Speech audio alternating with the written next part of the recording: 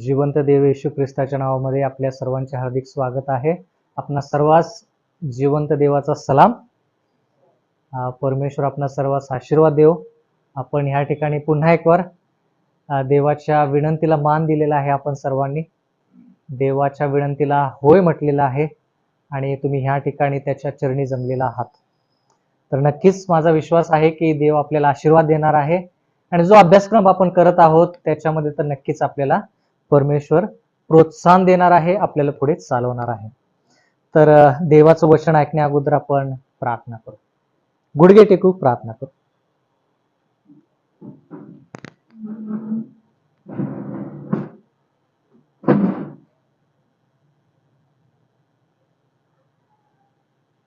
स्वर्गातील जिवंत महान सेनाधीश परमेश्वर देवा,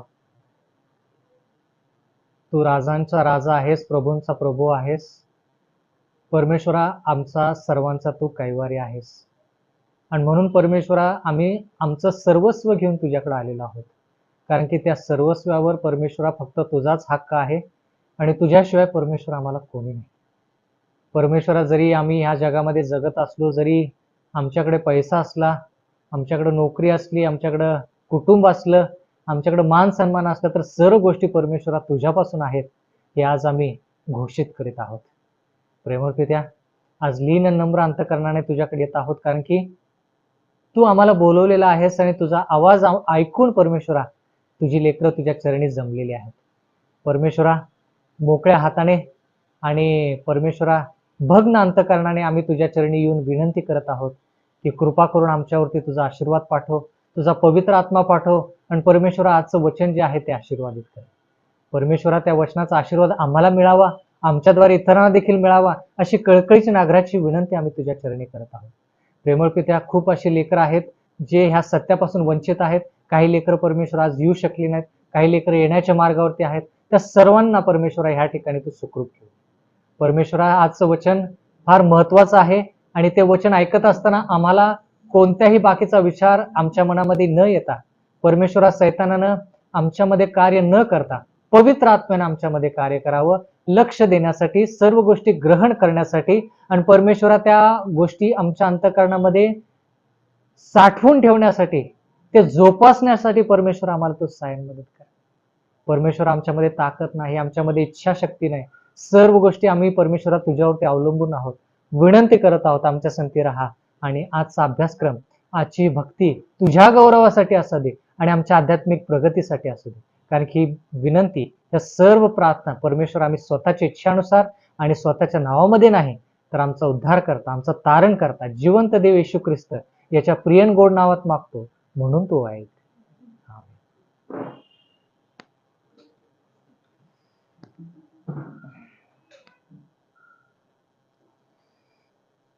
तर मागील 2 आठवड्यामध्ये आपण हे शिकत आहोत की जो शाबात आहे तो शाबात देवाने आपल्याला दिला. उत्पत्ती याच्या 2ऱ्या अध्यायापासून शाबाताचं नमूद केलेलं आहे. आदामापासून शाबात हा नमूद करण्यात आलेला आहे. मग मोशे त्यानं देखील शाबाताचा उल्लेख निर्गम याच्या 20व्या अध्यायामध्ये केलेला आहे. 10 आज्ञा त्या ठिकाणी आहेत. त्याच्यानंतर आपण जुन्या करारामध्ये लोकांनी शाबात पाळलेला आहे असं देखील पाहिलं. आठवतं का कोणाला की शाबात जुन्या करारामध्ये मोशे व्यतिरिक्त, इस्रायल लोक व्यतिरिक्त कुणी पाळला? शाबात जुन्या करारामध्ये, ओल्ड टेस्टमेंट जुन्या करारामध्ये शाबात कोणी कोणी पाळला? मोशे, इस्रायल लोक वगळता आणखी कुणी शाबाताचा उल्लेख केलेला तुम्हाला आठवतं का जुन्या करारामध्ये? आपण शिकलो, आठवतं का बघा?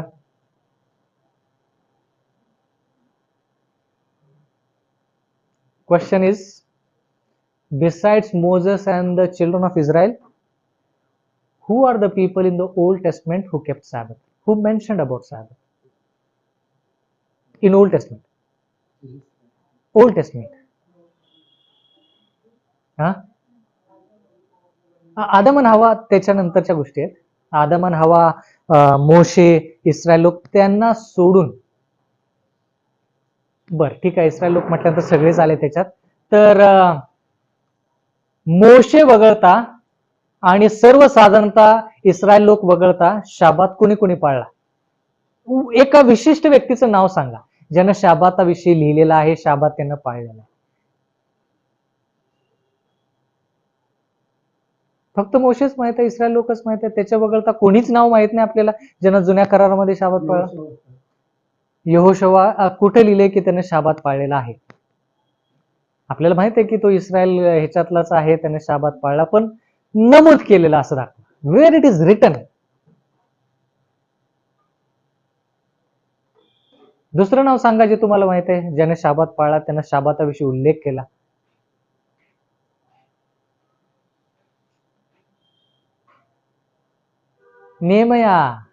नेहम्याविषयी आपण शिकलो, आठवतं का?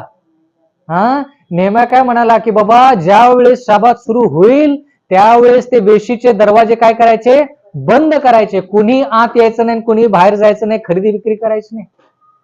आठवतं का नेहम्या? बर, तर त्या ठिकाणी आपण त्या गोष्टी पाहिलेल्या आहेत. नवीन करारामध्ये येशू ख्रिस्ताने शाबात पाळलेला आहे हे आपण वचनाद्वारे कसं दाखवू शकतो? Jesus kept Sabbath. How we can show through the word of God? वचन सांगा की येशू ख्रिस्ताने शाबात पाळला. वचन सांगायचं. लूक 4:16. फार छान, फार छान. अभिनंदन. लूक 4:16 मध्ये आपण पाहतो की येशू ख्रिस्ताने शाबात पाळला. बर, तोच शाबात पाळला का वेगळा शाबात पाळला? म्हणजे जुन्या करारामधला शाबात जो आहे तोच येशू ख्रिस्ताने पुढे चालवला. काय लिहिलंय त्या ठिकाणी? त्याच्या परिपाठाप्रमाणे. म्हणजे जसं सातत्यानं शाबात उत्पत्तीपासून चालत आलेला आहे, तो मोशेनं बदलला नाही, त्या इस्रायल लोकांनी बदलला नाही, नेहम्याने बदलला नाही, तोच शाबात येशू ख्रिस्त पाळत आहे. बर, तोच शाबात आणखी कोणी पाळला येशू ख्रिस्ताच्या नंतर?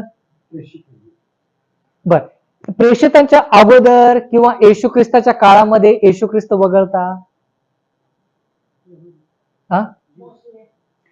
नाव सांगा. येशू ख्रिस्ताच्या काळामध्ये प्रेषितांच्या अगोदर, म्हणजे प्रेषितांचे कृत्य या पुस्तकाच्या अगोदर 4 पुस्तकं आहेत. त्या ठिकाणी आपण पाहतो मत्तय, मार्क, लूक, योहान.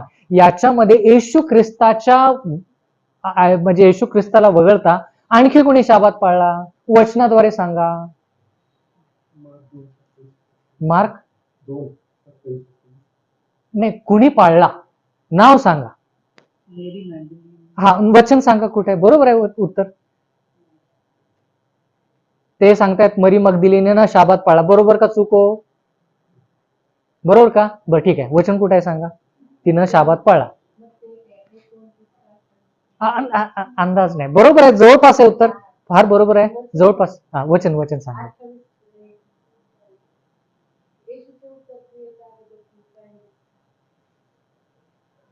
सांगा कुठे आहे?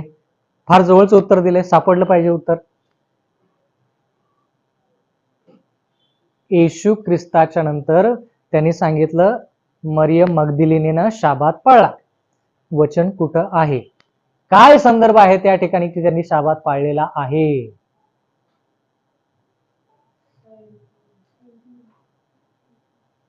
लूक 23:56. लूक 23:56. लूक 23:56.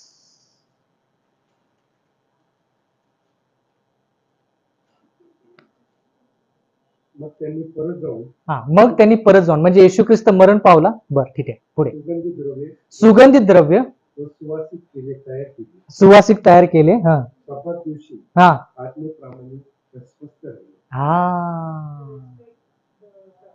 बरोबर का? म्हणजे येशू ख्रिस्त मरण पावलेला आहे. बरोबर का? मग लोकांनी का म्हणावं की बाबा येशू ख्रिस्त वधस्तंभावरती प्राण देता झाला त्यावेळेस सगळ्या आज्ञा मोडल्या.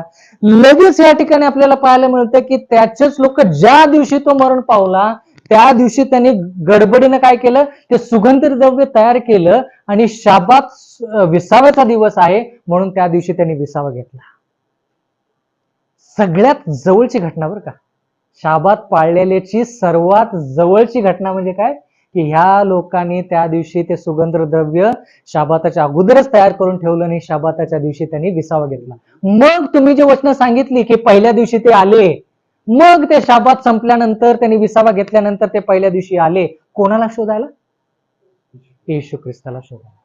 ठीक आहे. तर आपण पाहत आहोत की लोकांनी येशू ख्रिस्ताच्या वधस्तंभानंतर देखील हा पवित्र दिवस पाळलेला आहे. प्रेषितांचे कृत्य याच्यामध्ये पाहिलं का आपण? प्रेषितांनी शाबात पाळलेला. हा, फक्त मला अध्याय सांगा, आपण पुढे जाऊ. अध्याय 13, बरोबर, ठीक आहे. वचन कोण सांगेल का? 42 ते 44. फार छान. बर, त्याच्यानंतर आपण शाबाताचा उल्लेख कुठे पाहतो का? प्रेषितांचे कृत्य याच्यानंतर.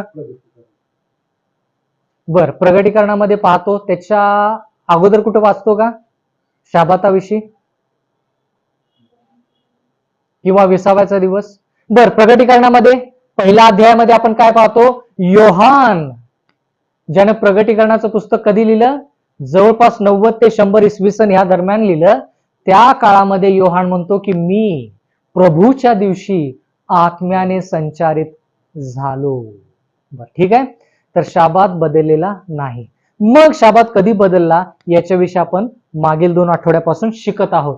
तर शाबात बदलला ते आपण पाहत आहोत की जसं झाडाची पानं हळूहळू बदलत जाऊन ते झाड एकदम काय होतं, त्याला एक शब्द आहे मराठीमध्ये, वृक्ष असं काय तर म्हणतात त्याला. वृक्ष म्हणजे झाडच, पण त्याला काहीतरी असं शब्द आहे की ते झाडाची पानं जे आहेत ते पूर्णपणे निघून जातात. म्हणून म्हटलं की आपण हे झाड असं असताना आपण जन्माला आलो आणि आपल्याला वाटतं की झाड तसंच आहे, जेव्हा की झाड कसं आहे? असं आहे. म्हणून आपण मूळ शोधत आहोत की तो बदल जो झाला तो कुठे झाला. तर त्याच्यामध्ये आपण असं पाहिलं की ह्या ठिकाणी वेगवेगळ्या लोकांनी ह्या ठिकाणी शाबाताविषयी लिहिलेलं आहे. शाबत हिब्रू वर्ड सिग्निफाइंग रेस्ट. शाबात म्हणजे इब्री भाषेमध्ये विसावा. शाबात म्हणजे इब्री भाषेमध्ये त्याचा अर्थ आहे विसावा. Sunday was the name given by heathens to the first day of the week. म्हणजे रविवार हा शब्द देवाने नाही दिला, कोणी दिला? लोकांनी दिला. आणि विशेष करून कोणत्या लोकांनी दिला? जे विधर्मी आहेत, जे मूर्तीपूजक आहेत. Because it was a day on which they worship the sun. जे लोक सूर्याची उपासना करायचे त्या लोकांनी त्या दिवसाला रविवार असा नाव दिलं. मग त्याच दिवसाला रविवार असं नाव का दिलं? 5व्या दिवसाला रविवार नाव का नाही दिलं? कारण की त्याच दिवशी ते काय करायचे? सूर्याची उपासना करायचे. म्हणून ज्या दिवशी सूर्याची उपासना त्या दिवशी त्यांनी त्या दिवसाचं नाव रविवार असं ठेवलं. जेव्हा की देवानं पहिल्या दिवसाला काय सांगितलेलं आहे? काय नाव दिलंय पहिल्या दिवसाला? पहिला दिवस, दुसरा दिवस, तिसरा दिवस, चौथा दिवस, 5वा दिवस. 6व्या दिवसाला काय नाव दिलंय? लक्ष नाही, तयारीचा दिवस. 2च नावं बायबलमध्ये आहेत 2 दिवसाचे. एक म्हणजे तयारीचा दिवस जो की 6वा दिवस आहे, आणि 7वा दिवस त्याचं नाव काय आहे? शब्बाताचा दिवस किंवा विसाव्याचा दिवस किंवा प्रभूचा दिवस. बर का, वेगवेगळी नावं आहेत. बर, कदापि विसरायचं नाही. रविवार हे नाव कोणी दिलं? विधर्मी लोकांनी. कोणत्या दिवसाला ते नाव दिलं? आठवड्याच्या पहिल्या दिवसाला रविवार असं नाव देण्यात आलेलं आहे.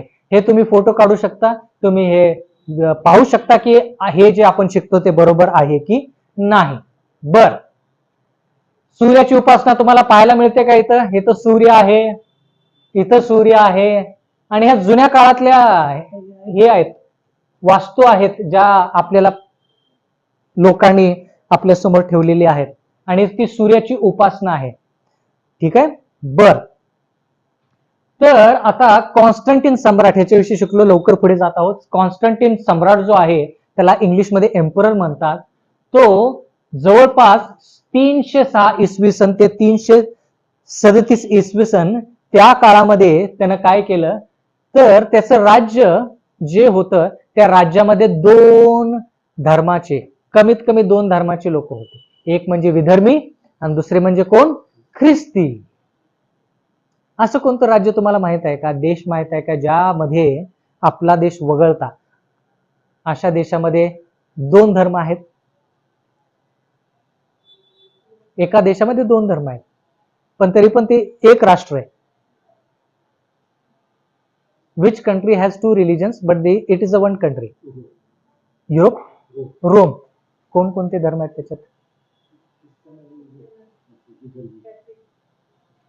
नाही, ते स्वतःला ख्रिश्चनच म्हणतात तसं, पण वेगळे म्हणजे एकदमच वेगळे आहेत का रोम मध्ये? आहेत. बरं ठीक आहे, मी पण ऐकले, पण पुरावा नाही, पण मी पण ऐकले. बरं ठीक आहे. कुठं? तुम्हाला माहित असेल जास्त, बरोबर आहे. बरं ठीक आहे, ठीक आहे. इस्रायलमध्ये हिंदू आणि कोण? मुस्लिम आणि ख्रिश्चन. बरं. ज्यूज. बरं ठीक आहे. यहुदी जास्त स्पष्ट उत्तर. बरं, आणखी कोणता देश? कोणता असा देश आहे की ज्या ठिकाणी फक्त एकच धर्म आहे? मला पण माहित नाही, तुम्हाला माहित असेल तर सांगा. फक्त एक धर्म त्या ठिकाणी.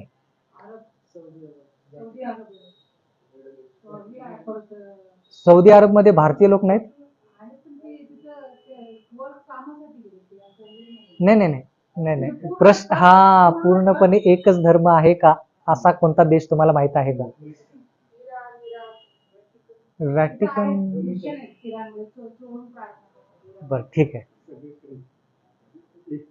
एक पेक्षा तर जास्त असतीलच. बर असेल तर सांगा मला. चायनामध्ये बुद्धिस्ट आहेत सगळे? बर ठीक आहे.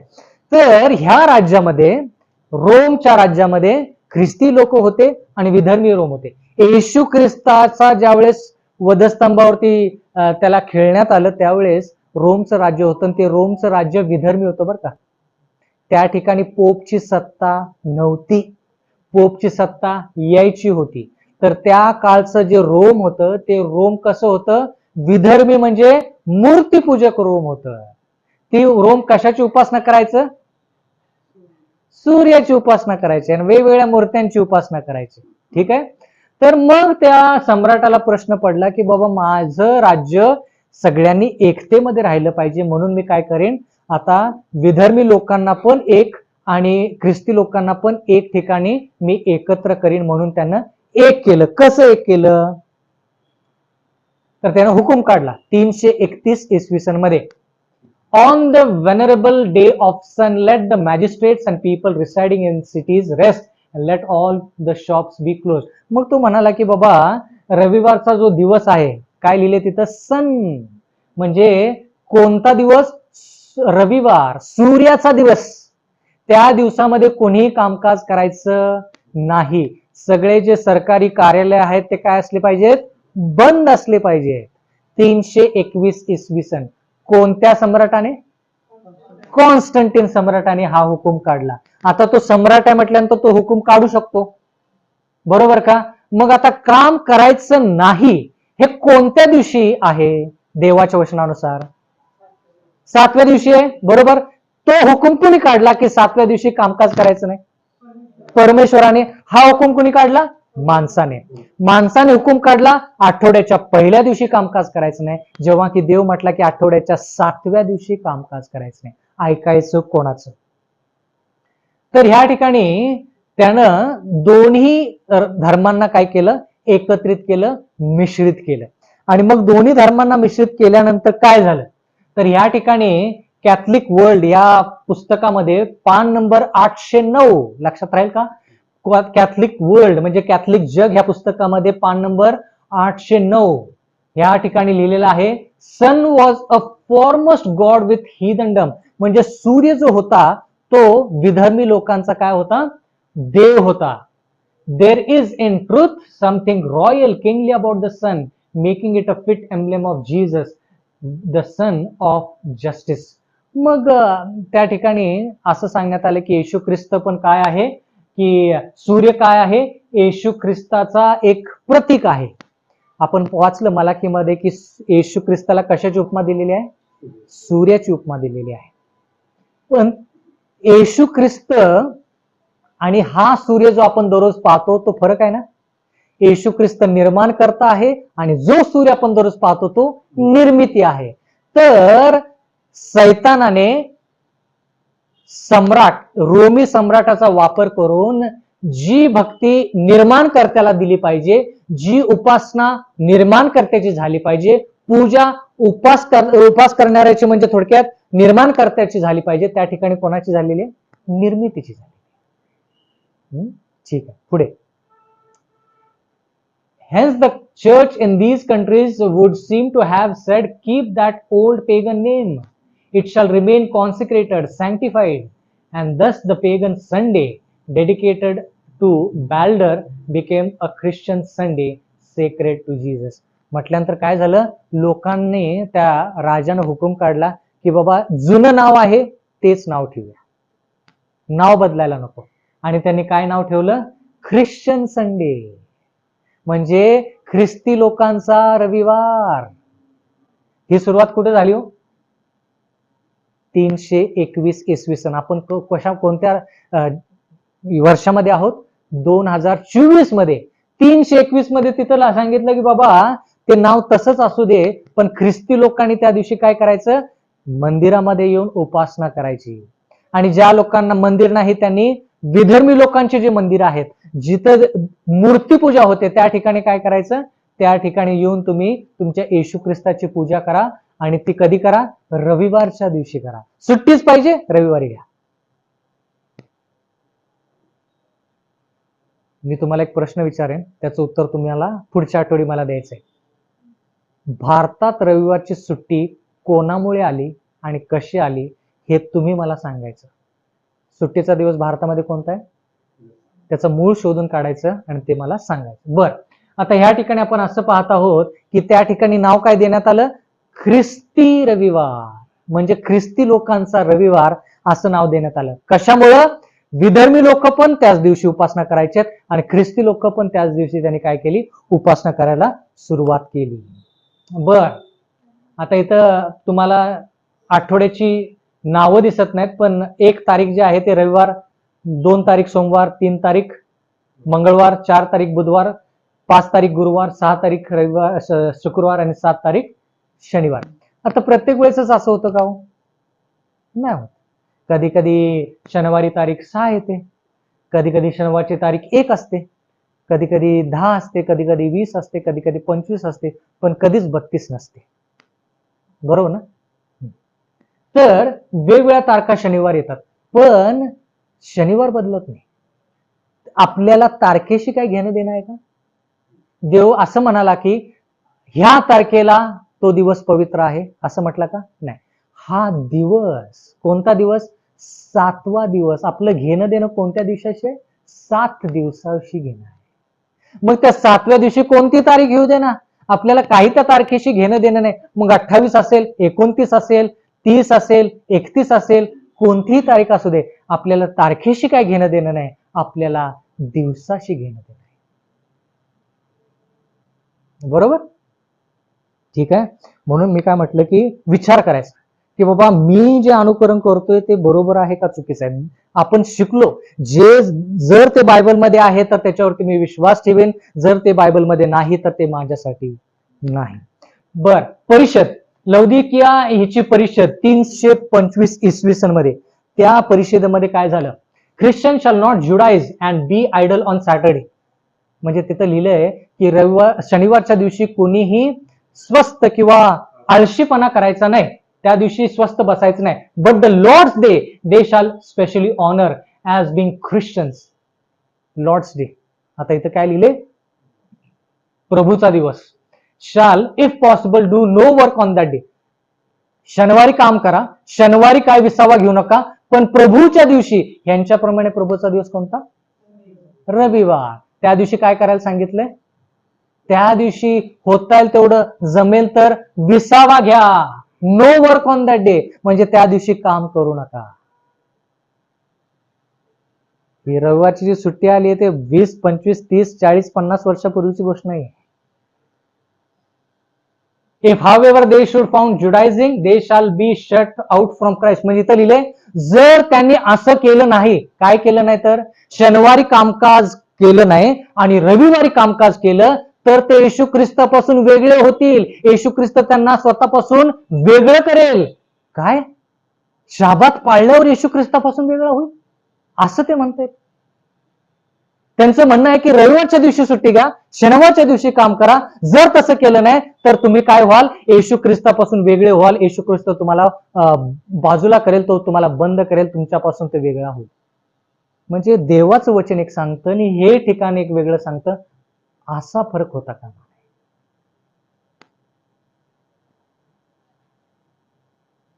कॅटेकिझम, the converts catechism of Catholic doctrine by reverend Peter Geiermann CSSR. हे पुस्तक आहे रोमन कॅथलिक लोकांचं. Which is the Sabbath day, Saturday is the Sabbath. स्वतः म्हणतायत. काय म्हणतायत ते, की शाबात कोणता दिवस आहे?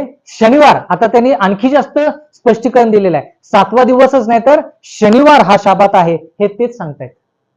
मग असं का हो? मग असं का? The converts catechism, why do we observe Sunday instead of Sabbath. म्हणजे त्यांना ते म्हणतायत की आम्ही 7वा दिवस शाबात सोडून रविवार का पाळतो? Because the Catholic church transferred the solemnity from Saturday to Sunday. ते काय म्हणतायत की रोमन कॅथलिक मंडळीनं तो पवित्र दिवस शनिवार पासून स्थलांतरित केलेला आहे. कोणत्या दिवशी? रविवारी. म्हणजे 7व्या दिवसातून तो स्थलांतरित करून रविवारी केलेला आहे. कुणी? रोमन कॅथलिक लोक म्हणतात की रोमन कॅथलिक मंडळीने ते केलेले. जबाबदारी घेत आहेत.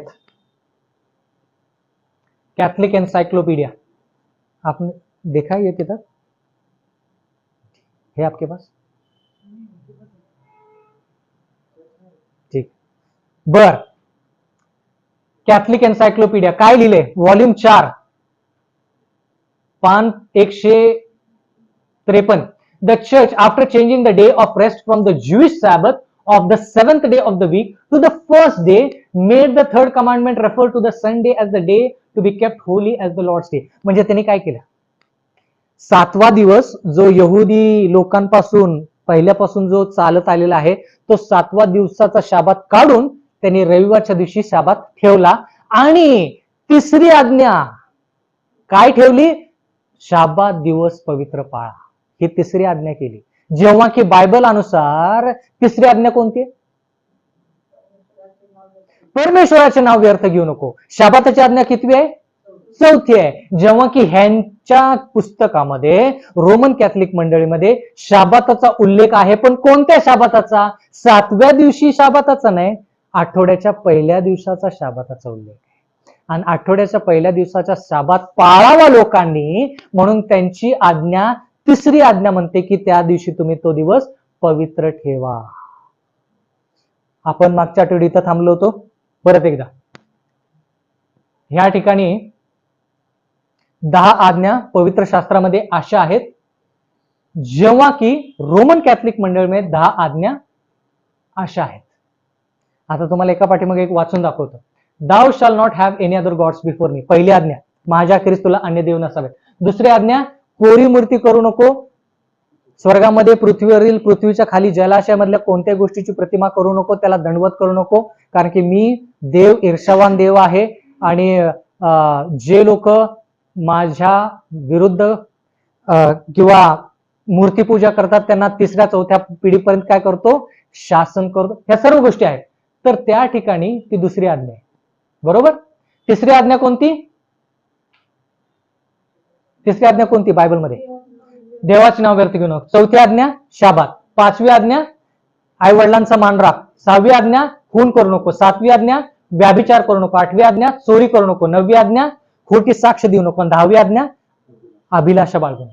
आता त्यांच्या 10 आज्ञा कोणत्या आहेत ते आपण पाहूया.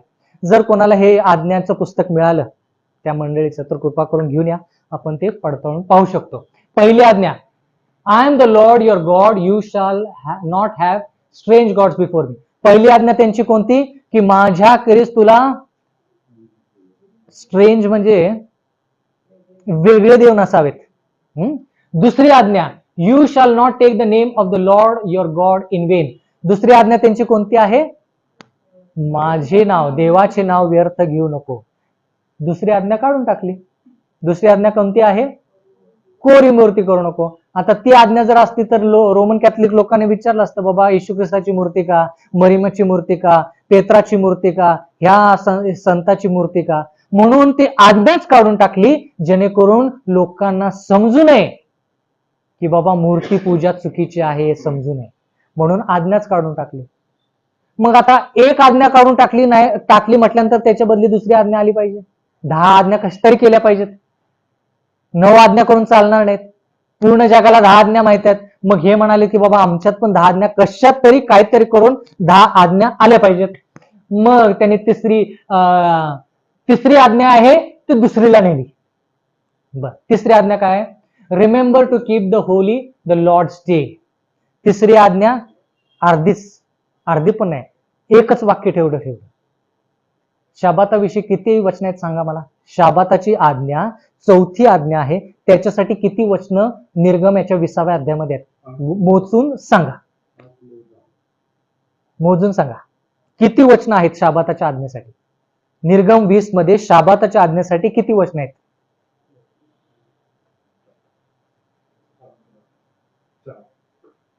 8, 9, 10, 11. इथे एक वाक्यात मोकळ झाली. का हो? काय सांगा, काय कारण असेल? हे पूर्ण आज्ञा का लिहिली नाही तिथं?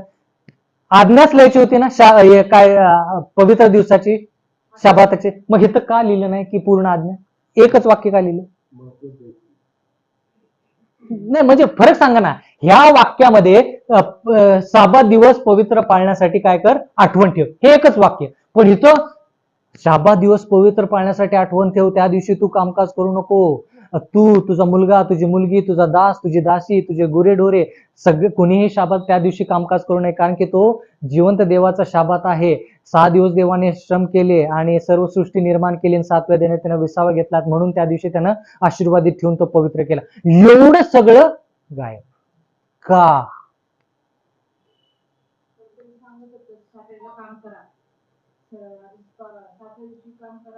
हा, मूळ मुद्दा काय? इथं 7व्या दिवसाचं नमूद केलंय ना. 7व्या दिवसाविषयी नमूद केलं. इथं काहीच नमूद केलं नाही. फक्त पवित्र दिवस पाळा आणि तो पाळण्यासाठी आठवण ठेवा. तिथं लिहिलंय का की 7वा दिवस आहे? मग पूर्ण जर आज्ञा ही तिथं त्यांनी लिहिली असती तर त्या लोकांना कळालं असतं की अरे 7वा दिवस इथं विसाव्याचा दिवस आहे, मग आपण रविवारच्या दिवशी काय करत आहोत? जसं मूर्तीपूजा त्यांना चालवायची होती पण म्हणून त्यांनी मूर्तीपूजेची आज्ञाच काढून टाकली, तशी 7वा दिवस त्यांना शाबात नको, आठवड्याचा पहिला दिवस पवित्र पाहिजे, म्हणून 7व्या दिवसाची ज्या गोष्टी निगडीत आहेत त्या सगळ्या काढून टाकल्या.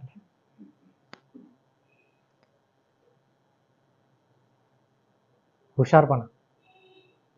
पण हुशारपणा टिकत नाही. सत्याला ना असत्याची साथ लागत नाही, पण असत्य टिकून राहायचं ना त्याला सत्याची साथ काहीतरी घ्यावी लागते. बोललेलं कळालं? कारण की सत्य म्हणतो की बाबा मी सत्य, मला काहीच गरज नाही, मी असत्य म्हणतो की बाबा मी असत्य, म्हणजे सत्याकडून काहीतरी घेतलंच पाहिजे, त्याच्याशिवाय मी टिकू शकत नाही. या सगळ्या गोष्टी कुठून आणल्यात? इथून आणल्यात. पण काय केलंय? फेरबदल केले. दुसरी आज्ञा काढून टाकली, दुसरीवरती नेली. तिसरी आज्ञा जी आहे त्याच्याऐवजी 4थी आज्ञा 3च्या ठिकाणी नेली. 4थी आज्ञा कोणती? आई वडिलांचा मान राख. चांगली गोष्ट आहे. 5वी आज्ञा कोणती?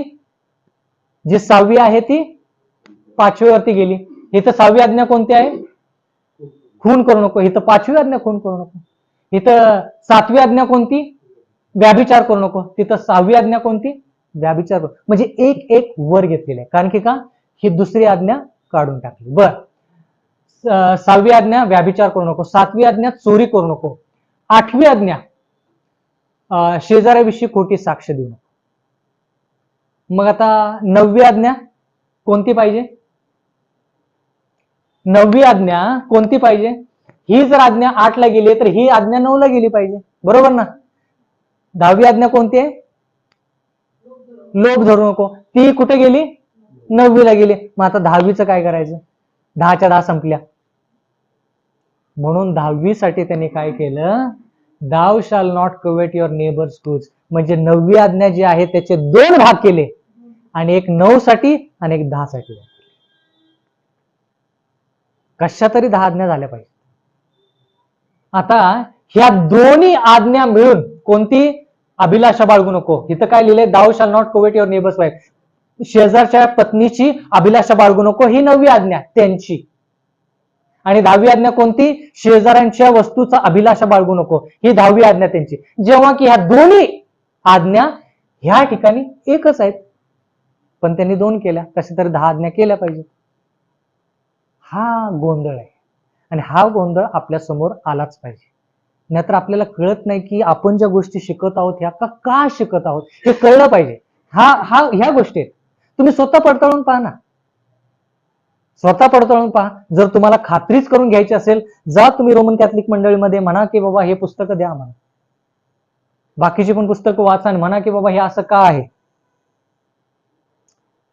Fundamentalist meet Catholicism and fundamentalism, page 38, Carl Keating. Fundamentalists meet for worship on Sunday, yet there is no evidence in the Bible that corporate worship was to be made on Sunday. ते स्वतः म्हणतायत की जे लोक ह्या रविवारच्या दिवसाविषयी मान्य करतात ते लोक रविवारच्या दिवशी मिळतात, भेटतात आणि काय करतात, तो दिवस त्या दिवशी उपासना करतात. पण तेच म्हणतायत की रविवार हा पवित्र दिवस आहे याचा पुरावा बायबलमध्ये कुठंच नाही, स्वतः म्हणतायत. मग आता तेच स्वतः म्हणतायत आणि तेच असं करतायत.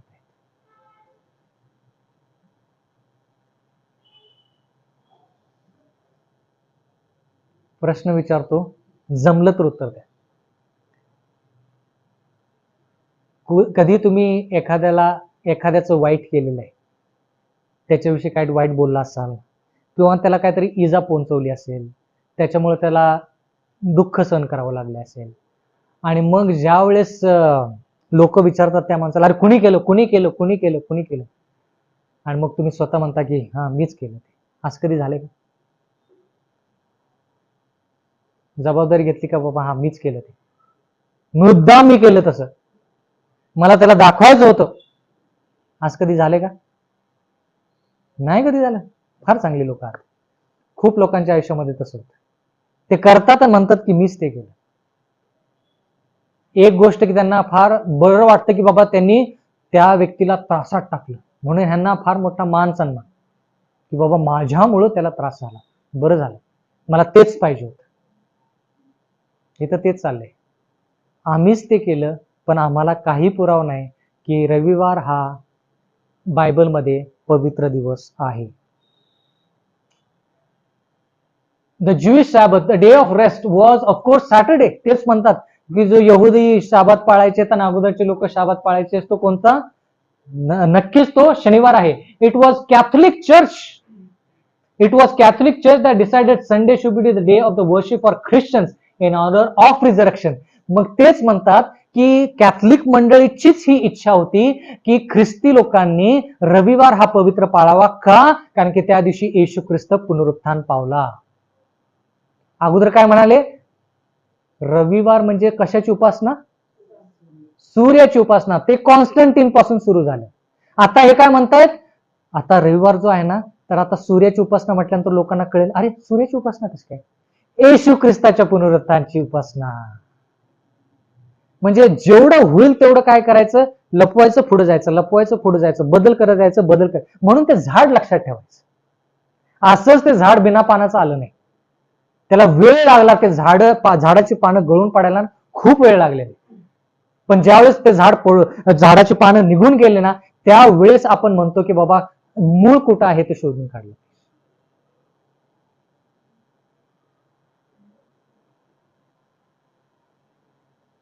काय कराल तुम्ही? तुमच्या समोर 2 रस्ते आहेत. एक बायबलचा रस्ता आहे आणि दुसरा रीतिरिवाज किंवा चालीरीती, परंपरा. तर परंपरेनुसार आपण जाणार आहोत का बायबल प्रमाणे आपण जाणार आहोत? हा निर्णय तुमचा.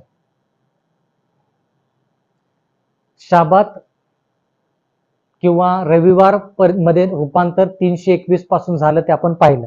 सैन्य दल पाण्यामध्ये कार्यरत असतं, त्याला नेव्ही म्हटलं जातं. तर नेव्ही डिपार्टमेंट कुठं आहे? US naval observation, Washington DC. म्हणजे अमेरिकेतले जे नौसैन्य दल म्हणतात,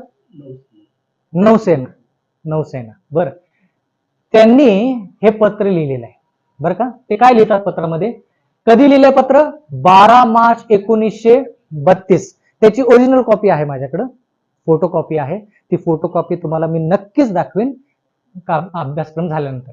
your letter of February 25, 1932 containing questions on the continuity of weekly cycle is at hand. म्हणजे त्यांना प्रश्न विचारण्यात आला की बाबा आठवड्याची जी सायकल आहे, आठवड्याचं जे चक्र आहे, रविवार, सोमवार, मंगळवार, बुधवार, गुरुवार, शुक्रवार, शनिवार, रविवार, सोमवार, मंगळवार, बुधवार, गुरुवार, शुक्रवार, शनिवार, 1, 2, 3, 4, 5, 6, 7. तर ह्याच्यामध्ये बदल झालेला आहे का, असं त्या नौदलातल्या लोकांना विचारण्यात आलं होतं. तर त्यांचं उत्तर काय आहे, कधीच आहे, 1932. Answer to the question 1. I can only state that in connection with the proposed simplification of the calendar, we have had occasion to investigate the results of the works of specialists in chronology, and we have never found one of them, Tatas, ever had slightest doubt about continuity of weekly cycles since long before the Christian era. त्यांचं म्हणणं हे आहे की तुम्ही आम्हाला प्रश्न विचारला की ह्या आठवड्याच्या चक्रामध्ये काय बदल झाला का, तर हे लोक नौसैन्य दल अमेरिकेतलं नेव्हल ऑब्झर्वेटरी 1932 मध्ये ते म्हणतायत की आम्ही त्याच्याविषयी विचार केला, संशोधन केलं, पण आम्हाला या चक्रामध्ये काहीही बदल आढळलेला नाही. म्हणजे काय, शाबात बदललेला नाही. म्हणजे काय, जे चक्र आहे उत्पत्तीपासून आतापर्यंत बदललेलं नाही. बर, आणखीन एक आन्सर टू द क्वेश्चन 2.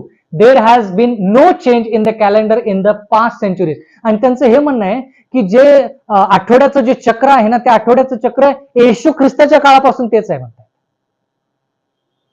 म्हणजे थोडक्यात काय की चक्र बदललेलं नाही. आठवड्याचा पहिला दिवस तो पहिलाच दिवस आहे, दुसरा तो दुसराच आहे, तिसरा, चौथा, 5वा, 6वा, 7वा तो 7वाच आहे.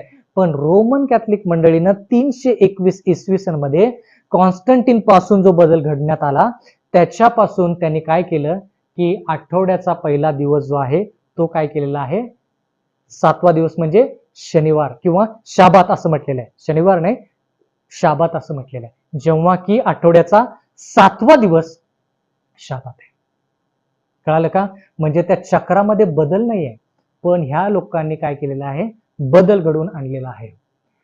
इथं लिहिलंय, there has been no change in our calendar in past centuries that has affected in any way the cycle of week. ते म्हणतात की काही शतके झाले तर त्या कॅलेंडरमध्ये बदल नाही झालेला. म्हणजे ती 7 दिवसाची जी चक्र आहे, 7 दिवसाचं ते तसंच आहे, त्याच्यामध्ये काहीही बदल झालेला नाही. तर त्या चक्रामध्ये बदल नाही, पण इथं काय बदल केलेला आहे रोमन कॅथलिक मंडळीनं, 7व्या दिवसाचा शाबात घेऊन पहिल्या आठवड्याच्या पहिल्या दिवशी म्हणजे रविवारी तो काय केलेला आहे, मांडलेला आहे. मग ऋतू अनुसार बदल नाही, बायबल अनुसार बदल नाही, तर रोमन कॅथलिक मंडळीनं बदल केलाय. As to question 3, the answer is simplified is implied in the answer given to question 1. Through the courtesy of Superintendent Captain Helweg, I am closing an article of calendar reform published on by Admiral Uppam that might be an interest of you. I am so returning your interesting debate with Mr. Eastman. It was very considerate of you, for which I thank you. Yours sincerely, James Robertson, air marshal काय तर असेल, FD Nicol, director American ephemeris advent and review. ठीक आहे. तर ह्या ठिकाणी 1932 मधले पत्र मी तुम्हाला दाखवलेलं आहे की त्याच्यामध्ये आपण असं पाहतो की ते लोक देखील म्हणतायत की आठवड्याची जी घटना आहे, जे चक्र आहे ते बदललेलं आहे. म्हणजे थोडक्यात काय की दिवसामध्ये जी बदल केलेला आहे 7व्यावरून पहिला, ते फक्त रोमन कॅथलिक मंडळींनी केलेलं आहे. कळालं? बर, अजून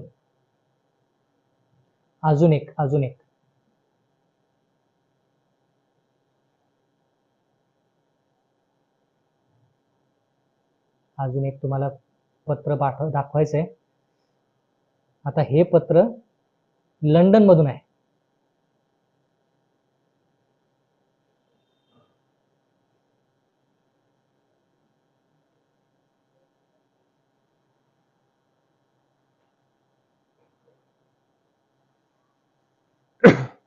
ऑस्ट्रोनॉमर, रॉयल ऑब्झर्वेटरी ग्रीनविच लंडन.